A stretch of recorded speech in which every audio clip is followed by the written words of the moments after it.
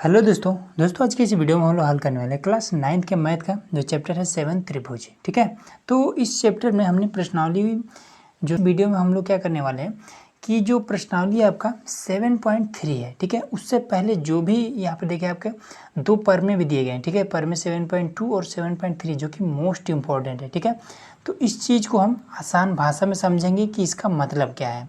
ठीक है, क्योंकि देखिए अगर थ्योरिकल देखा जाए तो आपके बुक में ये सारा चीज़ तो दिया है, लेकिन इसका मतलब क्या है वो चीज़ समझाने वाला हूँ। और जो भी आपके मोस्ट इम्पोर्टेंट एग्जाम्पल्स हैं, ठीक है, उन सभी को हल करने वाले एकदम से आसान तरीके से।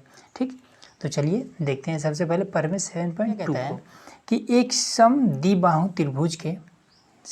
त्रिभुज की बराबर भुजाओं के सम्मुख कोण बराबर होते हैं। अब इसका क्या मतलब है, तो इसमें देखिए सिंपल मतलब ये कहता है कि अगर कोई भी एक त्रिभुज है समद्विबाहु त्रिभुज, ठीक है, वे त्रिभुज जिसकी दो भुजाएं आपस में बराबर होती हैं वो होता है समद्विबाहु त्रिभुज। ठीक है, तो ए बी और सी ये है। ठीक है, इसका ये भुजा और ये भुजा आपस में क्या है, बराबर है। तो इसमें कहता है कि जब दो भुजाएं आपस में बराबर हो तो इस भुजा के सम्मुख में कौन सा कोण है, ये सी है। ठीक है, इस भुजा के सम्मुख मतलब सामने अगर देखा जाए इसके सामने ये वाला कोण है तो ये कोण, और इसके बराबर ये भी है तो इसके सामने कौन सा कोण है, ये कोण है तो ये कोण। तो कहता है कि जब किसी भी त्रिभुज में दो भुजाएं आपस में बराबर हों तो इसके सामने वाले कोण भी आपस में बराबर होते हैं। बस इतना ही कह रहा है और कुछ भी नहीं है इसमें। ठीक है, परमें 7.2 खत्म, कुछ भी नहीं है। ठीक है, इतना क्लियर हो गया। अब इसके बाद से दूसरा देखिए, इसमें कह रहा है कि किसी त्रिभुज के बराबर कोणों के सम्मुख भुजाएं बराबर होती हैं। सेम इसका उल्टा है। इसमें कहता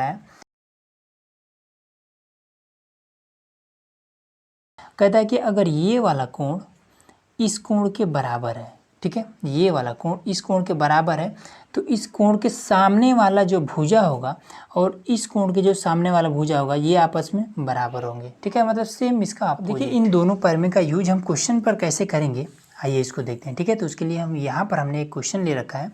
तो देखिए क्वेश्चन में क्या कर रहा है कि त्रिभुज ABC में, ठीक है, यहाँ पर आपका ये पूरा एक त्रिभुज है ABC में, कह रहा है कोण A का समद्विभाजक AD है। ठीक है, ये आपका जो पूरा कोण A बन रहा है इसका समद्विभाजक मतलब कि समान भागों में, ठीक है, किसी कोण को दो बराबर भागों में ये A और D ये वाला भुजा बांट रहा है। ठीक है, मतलब कि ये कोण जितने डिग्री का उतना ही डिग्री का ये वाला भी कोण है। उसके बाद से AD है BC पर लंब है। ठीक है, ये BC है, इस पर एक लंब है। ठीक है, यही वाला AD। तो देखिए लंब है का क्या मतलब है, किसी भी रेखा पर अगर लंब होता है तो ये समझिएगा कि उसके दोनों ओर का जो कोण होगा वो 90 डिग्री का बनेगा। ठीक है, इधर भी 90 डिग्री, इधर भी 90 डिग्री। अब इसके बाद से कह रहा है कि दर्शाइए कि AB बराबर AC, ठीक है, AB बराबर AC मतलब कि ये वाला भुजा इस भुजा के बराबर है, ये चीज़ हमें बताना है। और त्रिभुज ABC एक समद्विबाहु त्रिभुज है। ठीक है, ये चीज़ हमें बताना है। क्या ये दोनों समद्विबाहु त्रिभुज हैं, तो अगर ये दोनों बराबर हो जाते हैं तो ये समद्विबाहु त्रिभुज होगा। ठीक है, क्योंकि इसमें दो ही भुजा बराबर होना चाहिए किसी भी त्रिभुज में। तो आइए इसको हल करते हैं। तो दिया है, तो इसमें क्या दिया है कि ये वाला दोनों कोण क्या आपस में बराबर है, मतलब कि कोण BA और D। ठीक है, मतलब ये कोण, इस कोण को दर्शाने के लिए कैसे लिखेंगे, BAD लिखेंगे। कोण BAD बराबर है DAC के, मतलब ये वाला कोण DAC के, ये चीज़ दिया हुआ है। ठीक है, अच्छा दिया है, मैं यही लिख रहे हैं तो इसमें लिखने की ज़रूरत नहीं है। और उसके बाद से क्या कह रहा है कि BC पर लंब है। ठीक है, तो ये वाला जो है AD क्या है, BC पर लंब है। ठीक है, तो इधर का ये वाला कोण 90 डिग्री का होगा, ये भी कोण 90 डिग्री का होगा। इसमें ऑलरेडी बता दिया है तो इसको हम चाहे तो लिख सकते हैं कि कोण AD और B, ठीक है, जिस कोण को दर्शाना हो तो उसको हम बीच में रखते हैं। तो ADB भी लिख सकते हैं या फिर आप BDA भी लिख सकते हैं। तो ADB, ठीक है, बराबर है कोण ADC के, ADC के। ठीक, ये इतना हो गया। अब इसके बाद से देखिए, तो हमें क्या करना है, दर्शाना है या फिर ज्ञात करना है, ज्ञात करना है। क्या ज्ञात करना है कि क्या ए बी जो भुजा है वो बराबर है ए सी के तथा त्रिभुज ए बी सी एक समद्विबाहु है। समद्विबाहु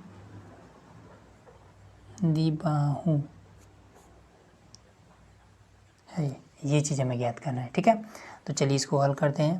तो प्रमाण लिख करके और इसको हल करेंगे। ठीक है, तो इसमें देखिए बाकी जो भी इसमें नियम अप्लाई करेंगे, जो हम लोगों ने ये वाला नियम पढ़ा था हमने कि ए यस वाला या फिर यस ए यस वाला, ये चीज़ हमने शुरू में ही पढ़ लिया। ठीक है, तो ये इसी चीज़ का हम आगे इसमें यूज करेंगे। ठीक है, तो इसमें देखिए ये वाला कोण और ये वाला कोण तो आपस में बराबर ही है, तो लिख देंगे कि कोण बी ए डी बराबर है कोण डी ए सी के। ये आपका दिया है इसमें, तो लिख देंगे दिया है। ठीक है, और उसके बाद ये और ये कोण बराबर है, तो इसको भी लिख देंगे कि कोण ए डी बी बराबर है कोण ए डी सी के। ये भी आपका दिया है, तो लिख देंगे दिया है। ये चीज़ क्लियर हो गया। अब इसमें देखिए कि आपको इसमें दो त्रिभुज दिख रहा होगा, ये एक त्रिभुज ये एक त्रिभुज ये। ठीक है, तो देखिए कि इस वाले त्रिभुज को बनाने के लिए हमें ए डी भुजा की ज़रूरत पड़ रही है, ये वाला भुजा। ठीक है, और इस वाले त्रिभुज को भी बनाने के लिए हमें ए डी भुजा की ज़रूरत पड़ रही है, मतलब कि ए डी भुजा की ज़रूरत दोनों में है। ठीक है, तो ए डी क्या है, दोनों में कॉमन है, तो इसी को लिख देंगे कि यहाँ पर इसमें भी ए डी की ज़रूरत पड़ेगी और इसमें भी ए डी की ज़रूरत पड़ेगी, दोनों कॉमन है, तो इसी को हिंदी में कहते हैं कि उभयनिष्ठ। उभयनिष्ठ, बस सिंपल हो गया। तो दो संगत कोण आपस में बराबर है और एक संगत भुजा बराबर है। ठीक है, तब त्रिभुज ए बी डी क्या हो जाएगा, सर्वांगसम होगा त्रिभुज ए डी सी के। कैसे सर्वांगसम होगा, तो ए दो कोण और एक भुजा के मामला है, मतलब कि ए यस सर्वांग समता से, सर्वांग समता से। ठीक है, अब इसके बाद से यहाँ से हमारा मेन चीज़ शुरू होता है। इसमें पूछ रहा है ना कि क्या ए बी ए सी के बराबर है, क्या ये वाला इसके बराबर है। ठीक है, तो इसमें देखिए सबसे पहले तो ये वाला और ये वाला तो आपस में बराबर हो जाएंगे। ठीक है, और उसके बाद से तो ये वाला भी इसके बराबर हो जाएगा। कैसे बराबर होगा, तो हम कहेंगे कि कभी भी दो त्रिभुज जब आपस में सर्वांगसम है तो इनकी संगत भुजाएं भी आपस में बराबर होती है। ठीक है, तो इसका संगत भुजा ये हो जाएगा और ये वाला इसका संगत भुजा हो जाएगा। ठीक है, तो इसलिए लिखेंगे कि त्रिभुज ए बी सी के सर्वांगसम है, इसलिए ये वाला इसलिए एक सिंबल है, इसलिए ए बी बराबर ए सी। ठीक है, अब इस चीज़ को यहाँ पे शॉर्टकट में लिख देंगे कि कैसे, तो सी पी सी टी से। ठीक है, और सी पी सी टी का मतलब हमने बता दिया था। ठीक है, क्या मतलब होता है, सी पी सी टी लिखिए या फिर आप यहाँ पर आप पूरा कहानी लिख दीजिए कि सर्वांगसम त्रिभुज की संगत भुजाएं, सर्वांगसम त्रिभुज की संगत भुजाएं आपस में बराबर होती हैं, ये चीज़ लिखिए यहाँ पे, या फिर शॉर्टकट में सी पी सी टी लिख दीजिए बस। ठीक है, तो यहाँ पर क्या हो जाएगा, अब ये वाला दोनों ये भुजा और ये भुजा आपस में क्या हमने सिद्ध कर दिया कि दोनों बराबर है। ठीक है, जब बराबर होंगे तब ये क्या हो जाएगा, जब किसी भी त्रिभुज की दो भुजाएं आपस में बराबर हैं तो ये क्या हो जाएगा, ये एक समद्विबाहु त्रिभुज हो जाएगा। तो लिख देंगे तब त्रिभुज ए बी सी एक समद्विबाहु है। ठीक है, बस सिंपल आपका आंसर हो जाएगा। अगला देखिए क्वेश्चन नंबर दूसरा, इसमें कह रहा है कि ई और एफ क्रमशः त्रिभुज ए बी सी की बराबर भुजाओं ए बी और ए सी के मध्य बिंदु है। ठीक है, कह रहा है कि त्रिभुज जो ए बी सी है, ठीक है, इसमें कह रहा है कि ये वाला जो भुजा है ए बी और ए सी जो भुजा है ये आपस में बराबर है। ठीक है, यहाँ पर देखिए त्रिभुज ए बी सी की बराबर भुजाओं ए बी और ए सी। ठीक है, तो ये वाला भुजा ए बी भुजा ए सी के बराबर है, ठीक। और उसके बाद से कह रहा है कि ई और एफ जो है ये ए बी और ए सी के मध्य बिंदु है, ठीक है। मतलब कि ए बी को ई जो है एकदम से बीचों बीच काट रहा है, ठीक है। तो ए बी के बीचों बीच में ई है और ए सी के बीचों बीच में एफ है। तो इसमें कह रहा है कि दर्शाइए कि जो बी एफ है बराबर है सी ई के। तो बी एफ कहाँ पर है, तो ये वाला भुजा इसके बराबर है, ये चीज़ हमें दर्शाना है, ठीक है। तो देखिए इसको कैसे करेंगे। अब देखिए इसमें एक चीज़ और ध्यान दीजिएगा कि ये वाला जो भुजा है और ये वाला जो भुजा है ये दोनों आपस में बराबर है और इस भुजा को बीचों बीच से ये काट रहा है। मतलब कि जितना बड़ा ये भुजा है उतना ही बड़ा ये भी भुजा है, जितना बड़ा ये भुजा है उतना ही बड़ा ये भी भुजा है, ठीक है। तो इसमें क्या है, जब दोनों आपस में बराबर हैं तो इससे ऊपर ये जितना बड़ा है उसी प्रकार से इससे ऊपर ये वाला भी, ये दोनों आपस में बराबर हो जाएंगे, ठीक है। अब इसमें हम कैसे देखेंगे, सबसे पहले इस त्रिभुज को ही हल कर रहे हैं तो इसमें सबसे पहले देखेंगे कि दो त्रिभुज हम कैसे बनाएं कि ये वाला भुजा भी मिल जाए और ये वाला भुजा भी मिल जाए। तो देखिए इसको कैसे करेंगे। तो इसको इस तरीके से आप देखिए कि ये वाला और ये वाला और ये त्रिभुज, ठीक है, हमारा एक त्रिभुज बन जा रहा है। और उसके बाद से ये वाला और ये, ठीक है, हमारा एक त्रिभुज बन जा रहा है, ठीक है। इस तरीके से आपको देखना होगा, समझ में आ रहा ना, ताकि हमें ये वाला भी मिल जाए और ये वाला भी मिल जाए, ठीक। अब इसमें देखिए कैसे करेंगे। तो इसमें क्या है कि ए बी भुजा बराबर है ए सी के। तो यहाँ पे लिख लेंगे कि ए बी बराबर है ए सी के, ठीक। और ई और एफ क्या है, ए बी के बीचों बीच में है, ए बी के बीचों बीच ई है और ए सी के बीचों बीच एफ है, ठीक है। मतलब कि ई ए और ई और ए और एफ ये दोनों क्या है आपस में बराबर हैं, ठीक है। क्योंकि ये दोनों आपस में जब बराबर हैं तो इस ए बी का आधा ये वाला हो जाएगा और ए सी का आधा ये वाला होगा, तो इसलिए ये दोनों आपस में बराबर हो जाएंगे। तो लिख देंगे कि ए ई बराबर होगा ए एफ, ठीक। बस इतना ही हमें मालूम है तो इतना हमने लिख दिया, ठीक है। उसके बाद से हमें क्या करना है, ज्ञात करना है। तो लिखेंगे कि ज्ञात करना है। तो क्या हमें ज्ञात करना है कि जो बी एफ भुजा है सी ई के बराबर है। तो बी एफ बराबर सी ई, ये चीज़ हमें ज्ञात करना है। तो लिखेंगे प्रमाण, ठीक है। तो प्रमाण में अब आ जाते हैं। तो इस वाले त्रिभुज में ये वाला, अच्छा ये वाला, ठीक है, इस वाले त्रिभुज का ये वाला भुजा और इस वाले त्रिभुज का ये वाला भुजा आपस में बराबर है, ठीक है ना। ध्यान से देखिएगा इस चीज़ को कि इस वाले त्रिभुज का ये वाला भुजा और इस वाले त्रिभुज का ये वाला भुजा आपस में बराबर है, ठीक है। तो यहाँ पे लिख देंगे कि ए ई और ए एफ बराबर है, बराबर ए एफ, ठीक है, दिया है। क्लियर हो गया। अब इसके बाद से देखिए यहाँ पर कि अगर हम इस वाले त्रिभुज को बनाते हैं, ठीक है, तो हमें कोण ए की ज़रूरत पड़ती है, ठीक है। इस वाले त्रिभुज को अगर हम बनाते हैं तो कोण ए की ज़रूरत पड़ती है। अब इसी तरीके से जब ये वाला हम लोग त्रिभुज बनाते हैं तो भी हमें कोण ए की ज़रूरत पड़ती है। मतलब क्या है कि कोण ए दोनों में कॉमन है, दोनों में मिल रहा है। तो हम लिखेंगे कि कोण बी ए एफ, ठीक है, बी ए एफ मतलब कि ए वाला कोण बी ए एफ बराबर होगा सी ई ए के, ठीक है। इस वाले त्रिभुज में भी तो लिखेंगे सी ए ई के, कोण सी ए ई के, ठीक है। देखिए दोनों में ये वाला मिल रहा है, ए कोण मिल रहा है, इसलिए दोनों बीच में है तो ये मिल रहा है। तो लिख देंगे उभयनिष्ठ, ठीक है। ये चीज़ क्लियर हो गया।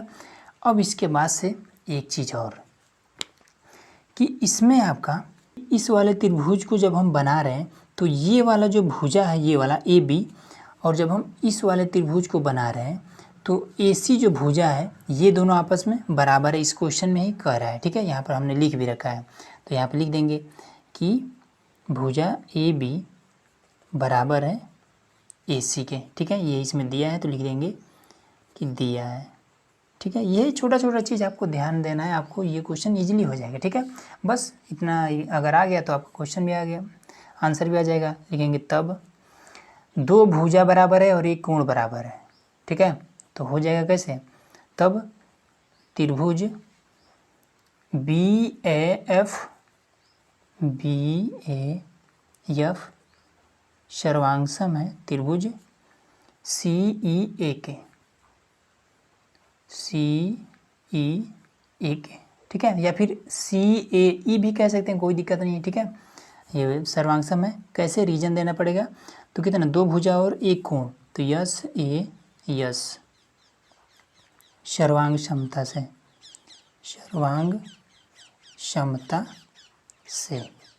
ठीक है, क्लियर हो गया। अब देखेंगे क्या पूछ रहा था। तो बी एफ बराबर है सी के, तो यहाँ पर देखिए इस वाले त्रिभुज में ये जो बी एफ है, क्या इस वाले त्रिभुज के ई सी के बराबर है, तो बराबर होगा। कैसे बराबर होगा, तो हम कह देंगे कि ये दोनों त्रिभुज, ये वाला त्रिभुज और ये वाला त्रिभुज, ठीक है, ये त्रिभुज और ये त्रिभुज आपस में क्या है, सर्वांगसम है। और सर्वांगसम त्रिभुजों की संगत भुजाएं आपस में बराबर होती हैं, तो CP/CT लिख देंगे। ठीक है, तो लिख देंगे कि BAF सर्वांगसम है CEA के, इसलिए तो लिख देंगे कि BF भुजा जो है वो सर्वांगसम है CE के। कैसे, CP/CT से। CP/CT का मतलब हमने बता रखा है, तो यही आपका आंसर आ जाएगा। ठीक है, अगला देखिए। अब देखिए यहाँ पर है हमारा क्वेश्चन नंबर 3। ठीक है, तो इसमें कह रहा है कि एक समद्विबाहु त्रिभुज ABC। ठीक है, ABC एक समद्विबाहु त्रिभुज है। देखिए यहाँ ये वाला भुज आपस में बराबर है, इसलिए समद्विबाहु त्रिभुज है ये वाला। ठीक है, करेक्ट, जिसमें AB बराबर AC है। ये वाला भुजा इसके बराबर है कि भुजा BC पर दो बिंदु D और E इस प्रकार है कि BE बराबर है CD के। तो BE कहाँ पर है, यहाँ से लेकर के यहाँ तक की जो भुजा है वो बराबर है यहाँ से लेकर के यहाँ तक के भुजा के। ठीक है, तो कह रहा है कि दर्शाइए कि AD जो है वो बराबर है AE के। कहाँ पर है AD, तो ये AD ये वाला भुजा इस भुजा के बराबर है, ये चीज़ हमें दर्शाना है। ठीक है, तो आप इस चीज़ को कैसे करेंगे, तो देखिए सबसे पहला काम आपको करना पड़ेगा कि इसमें क्या है, तो दिया है, हमें सबसे पहले लिख लेते हैं कि AB आपका है वो बराबर है AC के। ठीक है, उसके बाद से इसमें क्या है कि BE बराबर CD है, तथा जो BE है भुजा है वो CD के बराबर है। ठीक है, अब इसके बाद से हमें ज्ञात क्या करना है, तो हमें ज्ञात करना है कि जो AD है वो बराबर है AE के। ठीक है, तो आइए प्रमाण में चलते हैं। तो यहाँ पर लिखिए प्रमाण, उसके बाद से हल करेंगे।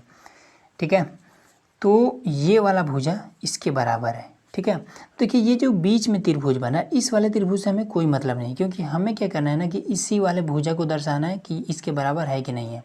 क्या ये वाला भुजा इस भुजा के बराबर है, ये चीज़ हमें दर्शाना है। तो बीच वाले त्रिभुज से हालांकि मतलब नहीं है, लेकिन हमें इसमें भी कुछ काम करना पड़ेगा। कैसे करेंगे, देखिए सबसे पहले तो ये वाला और ये वाला दोनों बराबर है, तो लिख लेंगे कि AB जो है AB बराबर AC है। ये दिया है तो हमने लिख दिया है। ठीक है, अब इसके बाद से देखेंगे कि B और E जो है वो बराबर है DC के। ठीक, अब देखिए यहीं पर आपको एक काम करना पड़ेगा कि इसमें क्या हो जाएगा कि देखेंगे कि क्या ये वाला जो दूरी है इस दूरी के बराबर है। ठीक है, इस दूरी के बराबर है। अब क्यों हम देखेंगे, देखिए इससे हमारा क्या होगा, अगर दोनों ये वाला और ये वाला बराबर होगा तो हमारा इसमें क्या होगा, सर्वांगसम होने का चांस ज़्यादा हो जाएगा। जैसे कि ये भुजा इसके बराबर हो गया, अगर ये वाला इसके बराबर हो जाएगा, ठीक है, तो फिर हमारा क्या हो जाएगा, दो भुजा आपस में बराबर हो जाएगा और कहीं ना कहीं कोण तो हमें मिल ही जाएगा। ठीक है, तो चलिए इसको करते हैं। तो हम क्या करते हैं कि इस पूरे में से, जैसे कि B और E भुजा में से अगर ये इतना भुजा हम निकाल दें तो कितना बचेगा, तब इतना ही तो बचेगा, देखिए पूरा बी से लेकर के ई तक में अगर इतना पार्ट हम निकाल दें तो क्या बचेगा, बी और डी, बी डी ही तो बचेगा। तो वही काम करेंगे कि बी ई में से अगर माइनस कर दें हम डी ई को बराबर इधर डी सी है, ये डी और सी, इस पूरे भुजा में से अगर हम डी ई को निकाल दें तो क्या बचेगा, ई सी बचेगा। तो हम क्या करेंगे, माइनस कर देंगे डी ई को, ठीक है। तो फिर देखेंगे क्या ये वाला इसके बराबर आ रहा है। तो देखिए बी ई में से डी ई निकलेगा तो कितना बचेगा, बी ई में से डी ई निकला, बी डी बचा, तो यहाँ पर हमारा बी डी बच जाएगा। अब डी सी में से डी ई निकलेगा तो ई सी बच जाएगा, ई सी बच जाएगा, ठीक है। तो ये वाला भुजा इसके बराबर आ गया, ठीक है। एक हमें मिला था, मान लीजिए इसको हम समीकरण 1 मान लेते हैं, ठीक है। और ये सारा हमने हल किया है, तो ये वाला भी हमें मिला है कि बी डी भुजा इसी के बराबर है, ये वाला इसके बराबर है, इसको समीकरण 2 मान लेते हैं, ठीक है, ताकि लास्ट में लिखने में थोड़ा सा आसानी हो। यहाँ पर देखिए जो हमने शुरू में आपको पर में बताया था वह उस चीज़ को यहाँ पर यूज करेंगे। हमने पर में बताया था कि दूसरा वाला पर में कि अगर जब दो भुजा, ठीक है, ये वाला भुजा किसी भी त्रिभुज का ये वाला भुजा और इस भुजा के अगर बराबर है तो इसके सामने वाला ये जो कोण होगा ये बराबर होगा इस भुजा के सामने वाले कोण के, ठीक है। पर में का यूज यहाँ पर हो गया ना। तो चलिए लिख देंगे कि जो हमारा कोण है तथा कोण ए बी और सी, ठीक है। देखिए यहाँ पर अब इस चीज़ को दर्शाना है ना, तो लिखेंगे ए बी सी, ये वाला बीच में रहेगा, बी बीच में रहेगा, ठीक है। ए बी सी, कोण बी बराबर है कोण ए सी और बी के, ए सी बी के, ठीक है। तो ये वाला कैसे बराबर है, तो लिख देंगे कि दो बराबर भुजाओं के सम्मुख भुजा, ठीक है। तो लिख,